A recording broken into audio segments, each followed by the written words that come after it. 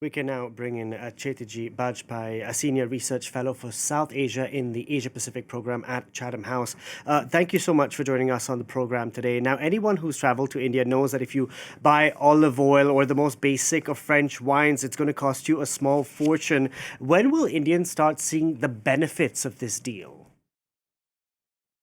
Well, the benefits will probably not be seen at the earliest until last year. So, there are some caveats, of course, to this deal. Several politically sensitive sectors, such as agriculture, have been excluded. The deal is perhaps not as comprehensive as the EU may have liked. There are fewer provisions on environmental and labor standards, and it, of course, still needs to undergo the ratification process through by India's cabinet and the European Council and Parliament. So it is a bit of a tricky process, as we noted by the decision to postpone the ratification of the EU's trade deal with the Mercosur countries. So the deal will not really come into force before next year. And there are also ongoing negotiations for investment protection and geographical indication. So it's still a work in progress, I would say, to some degree. Now, sides seem to be eager to sell this deal as the mother of all deals, they're calling it. But one can't help but notice that they have been pushed together, the EU and India, as they grapple with how to deal with a very unpredictable Donald Trump.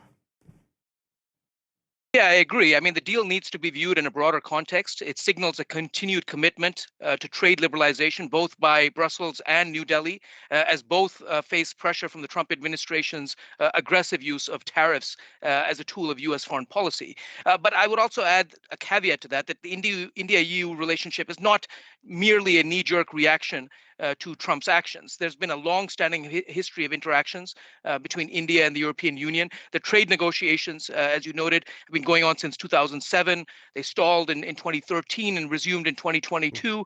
And they both have been strategic partners since 2004. But the Trump factor, I think, has clearly added urgency to these interactions and helped to push the deal over the line. And what do people in Europe gain from this deal? Well, I would argue that it is a win-win deal overall. It's going to slash tariffs on over 90% of EU's exports to India. Mm. The automobile sector, in particular, will be a particular beneficiary. India is the world's third largest car market after the U.S. and China, and we're going to see levies reduced from over 100% to, as we heard, less than 40%. And then there are also going to be tariffs on European food products, including wine, machinery, chemicals, pharmaceuticals. They're all going to be reduced or removed to some degree. Now, the EU's top brass is in India just a month after the Russian President Vladimir Putin. New Delhi hasn't really turned him into a pariah and it continues to do business with Moscow. Is this something that the EU is going to have to overlook? And does India realize its relationship with Russia has limitations? Yeah, I think you allude to what is one of several, I would say, underlying fault lines in the India-EU relationship, and that is, both sides' relations with major powers, including Russia.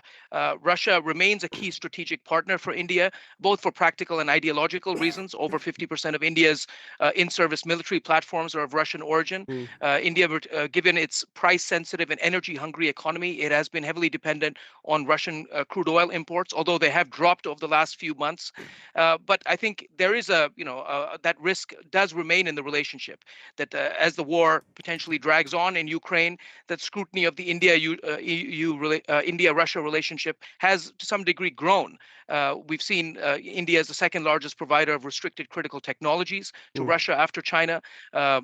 Several EU sanctions packages on Russia have included Indian entities. So I think that is a potential fault line in the India-EU relationship. Now, the two sides also signed a mobility pact for students and workers. What does this entail exactly? And how important is it given the crackdown we've seen on H-1B visas in the United States?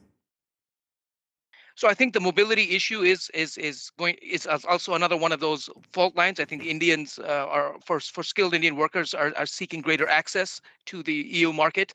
But I think it alludes again to the broader point that beyond trade, beyond in addition to the FTA, that you are seeing this more emergence of a more multidimensional relationship. You're seeing a new security and defense partnership and a strategic agenda being unveiled in the relationship. Mm. It builds on earlier accomplishments such as the Trade and Technology Council between India and the EU, which was established in 2023. India, of course, being only the second country with which the EU has a Trade and Technology Council, the other being the US, and this new EU-India strategic agenda, which was endorsed by the European Council in October.